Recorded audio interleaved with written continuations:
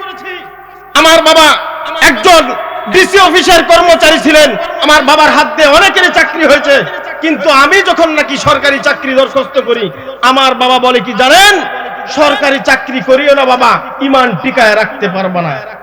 দুঃখজনক হলেও সত্য যে বাংলাদেশ ৯২% মুসলমানের দেশ, এই দেশের মধ্যে একজন ইসলামিক মাইন্ডের বাবা তার সন্তানকে বলে তুমি সরকারি চাকরি দরখাস্ত করিও না, ঈমান টিকায় রাখতে পারবা না। কোনটা ইসলামিক দেশ, কোনটা মুসলমানের দেশ? ৯০% মুসলমান। জবাব রাইট হতেও পারে, ভুলও হতে পারে, কেউ বলছে ৯৫% মুসলমান। সম্মানিত হাজিরিন ভাইরা আমার, মুসলমান হিসাবে এই ইসলামিক দেশের মধ্যে প্রত্যেকটা মাদ্রাসার মধ্যে যে সমস্ত খাদেমেরা উস্তাদেরা চাকরি করেন অর্থাৎ খেদমত করেন, তাদের দেখভালের দায়িত্ব ছিল আমার এই রাষ্ট্রে। কথা বলতে হবে ঠিক কিনা? যদি আপনারা সামনে আছেন কথা বলেন, কথা বলতে হবে। যদি কথা না বলেন আমি বলবো আমার কথার চূড়ান্ত বিরোধী লোক আপনি। এই রাষ্ট্রের মধ্যে ৯২% মুসলমানের রাষ্ট্রের মধ্যে কোরআনের শিক্ষার মধ্যে সর্বোচ্চ ভূমিকা রাখার দরকার ছিল কি ছিল না? ছিল কিনা? কিন্তু দুঃখজনক হলেও সত্য, সারা বাংলাদেশের মধ্যে মাদ্রাসাগুলোর মধ্যে তো কোন ধরনের অনুদান সরকারের পক্ষ থেকে আসেই না, বরঞ্চ সরকারি পক্ষ থেকে এরকম কথা বলা হয়েছিল যে মাদ্রাসাগুলা ব্যাঙের ছাতার নেই গজিয়ে গেছে। কথা বলেন ঠিক কিনা? এটা আমার কথা, আমি পেপার পত্রিকার কথা নকল করে বললাম। মুসলমান ভাইরা আমার, এই মাদ্রাসাগুলো থেকে যে সমস্ত ছাত্ররা বের হবে, এই ছাত্ররা কোন মসজিদের খতিব হবে, কোন ঈদগাহ মাঠের ইমাম হবে, কোন মসজিদের ইমাম হবে, নয়তো কোন মাদ্রাসার মুহতামিম হবে। আমি আপনাদেরকে প্রশ্ন করতে চাই, এই 16 বছরের জিন্দেগির আগের জিন্দেগির দিকে তাকাই। ফখরুদ্দিনের আমলে ফখরুদ্দিন যে স্টিম রোলার চালিয়েছেন দুর্নীতিবাজদের বিরুদ্ধে, সেই দুর্নীতির কতজন হুজুর ধরা পড়েছিল? কথা বলেন, কতজন হুজুর ধরা পড়েছিল? হুজুরদেরকে তারা পায় নাই, পেয়েছে আপনার আমার রাষ্ট্রের যে সমস্ত বদমাইশগুলা রাষ্ট্রকে পরিচালনা করেছে, যেই দলই হোক। আপনি আপনার দলের লোককে মেনশন করে বলুন, আপনার নেতার বিছানার নিচে তেলের কি বলে বোতল বিছায় দেওয়া আপনার বিছানা পাওয়া গেছে। কথা বলেন ঠিক কিনা? নেতার ঘরে টাকার বস্তা পাওয়া গেছে। কিন্তু দুঃখজনক হলেও সত্য, তখনও মাদ্রাসার সারা বাংলার জমিনে মাদ্রাসার ছাত্ররা একদম নিম্নমানের খেয়ে তারা মাদ্রাসায় লেখাপড়া করেছে। কথা বলেন ঠিক কিনা? আপনারা লক্ষ্য করে দেখুন, মাদ্রাসাগুলোতে আসুন, এই মাদ্রাসাগুলোর ভিতরে যে নিম্নমানের খাওয়াটা দেওয়া হয়, এই নিম্নমানের খাওয়া খেয়ে তারা সমাজের মধ্যে একজন আদর্শ মানুষ হিসেবে তারা সমাজের মধ্যে কাজ করে, বাস্তবায়নের কাজ, যে কাজটা করলে আপনার আমার সমাজ সুশিক্ষিত হবে। সুশিক্ষিত কোনটা, সুশিক্ষিত কোনটা জেনে নেন। আমরা পাই শুনি অনেক স্কলারদের মুখে, আমি চাই করতে শুনুন স্কুল কলেজ ভার্সিটিকে, যেখানে শিক্ষার নামে আকাম চলে গাছতলাতে। আমি বলতে চাই, কতটা মাদ্রাসা ময়দানে শিক্ষার নামে আকাম চলে আপনারা ধরিয়ে দিন। পারবেন না, পারবেন না। কিন্তু এটা দুঃখজনক হলেও সত্য, ৯২% মুসলমানের দেশে আমার আপনার টাকা দিয়ে যে সমস্ত ভার্সিটি গুলো চলে, সেই ভার্সিটি থেকে যারা পাশ করে বিসিএস ক্যাডার হয়, এরপরে আপনার বড় বড় ইউনো হয়, পিউনো হয়, এরপরে যত ধরনের আমলা হয়, তাদের পকেটটা ঘুষ দিয়ে ভরে কি ভরে না? কথা বলেন, ভরে কি ভরে না? আপনারা এটা বলতে পারেন যে মাদ্রাসার ছাত্র তো সরকারি কোনো কাজে তারা চান্স পায় না। শুনুন, আপনাদের মতো এরকম দুর্নীতিবাজদের জায়গা মাদ্রাসার হুজুররা কখনো চায় না। তার বাস্তব প্রমাণ আমাকে দেখেন। 2015তে মাস্টার্স পাস করেছি। আমার বাবা একজন ডিসি অফিসের কর্মচারী ছিলেন, আমার বাবার হাত দিয়ে অনেকেরই চাকরি হয়েছে, কিন্তু আমি যখন নাকি সরকারি চাকরি দরখাস্ত করি, আমার বাবা বলে কি জানেন, সরকারি চাকরি করিও না বাবা, ঈমান টিকায় রাখতে পারবা না। দুঃখজনক হলেও সত্য যে বাংলাদেশ ৯২% মুসলমানের দেশ, এই দেশের মধ্যে একজন ইসলামিক মাইন্ডের বাবা তার সন্তানকে বলে তুমি সরকারি চাকরি দরখাস্ত করিও না, ঈমান টিকায় রাখতে পারবা না। কোনটা ইসলামিক দেশ, কোনটা মুসলমানের দেশ?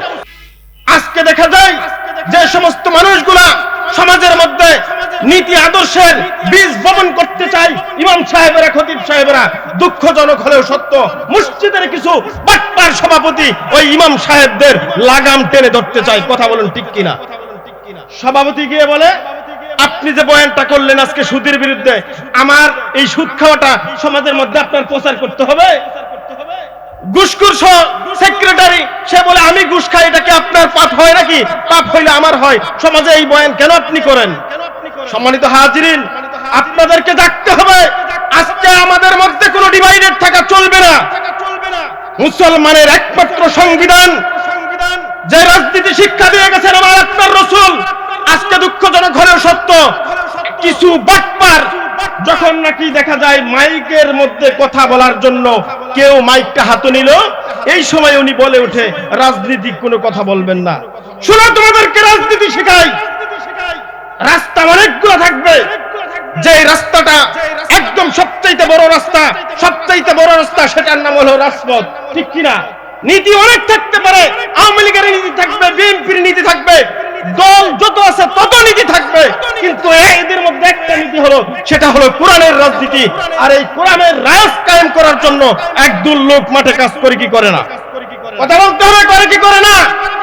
যারা নাকি রাজনীতি করে এই কোরআনের রাজ, আল্লাহর জমিনে আল্লাহর দ্বীনের রাজ কায়েম যারা করতে চায়, তাদেরকে যদি তুমি বলো রাজনৈতিক কথাবার্তা বলেন না, তোমাকে কি বলতে হয় তুমি বলো তো?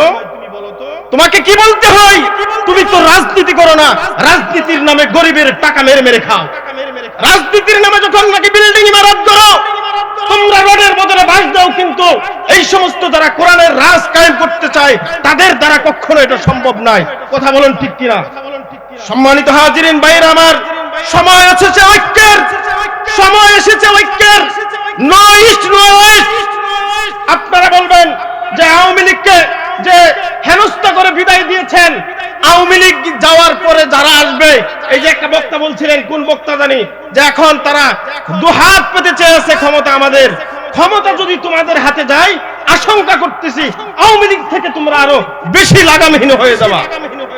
কেননা আমি দুই একটা কথা বলি, কথাগুলো নেগেটিভ পর্যায়ে নেবেন না।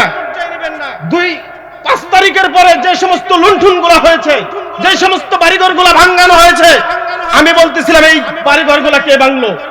কোন জামাতের ভাইয়েরা ভাঙে নাই, কোন আওয়ামী লীগের ভাইয়েরা তো পলাইতে ব্যস্ত, তাহলে ভাঙলো কে?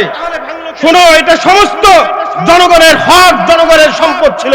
এই সমস্ত সম্পদগুলা প্রুফ করার দরকার ছিল, ধ্বংস না করে, না পুড়িয়ে সমাজ ব্যবস্থার জন্য সমস্ত সম্পদগুলা সরকারি ফান্ডে দেওয়ার দরকার ছিল।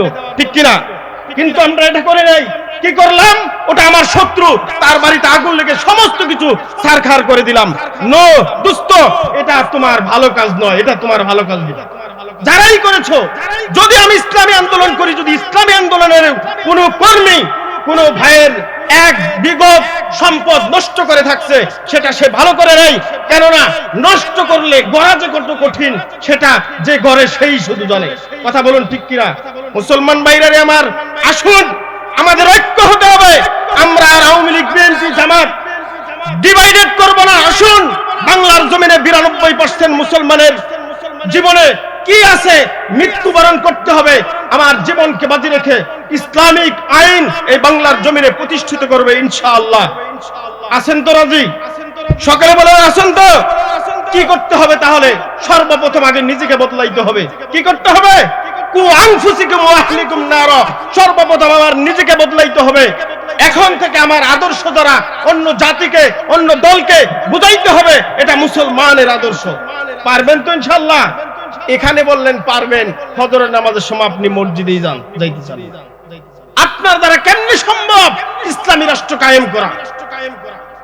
বাতিল ফাসেক ফুজ্জাররা আমাদের পিছনে গোয়েন্দা লাগিয়ে রেখেছে যে জুমার মসজিদে যে মুসল্লি হয়, ফজরের নামাজের মুসল্লি যদি সমপর্যায় হয়ে যায়, তাহলে মুসলমানদের সাথে কখনো পারা সম্ভব না। যুবক ভাইরা, রাত 2টা-3টা পর্যন্ত তোমরা মোবাইল চাপো।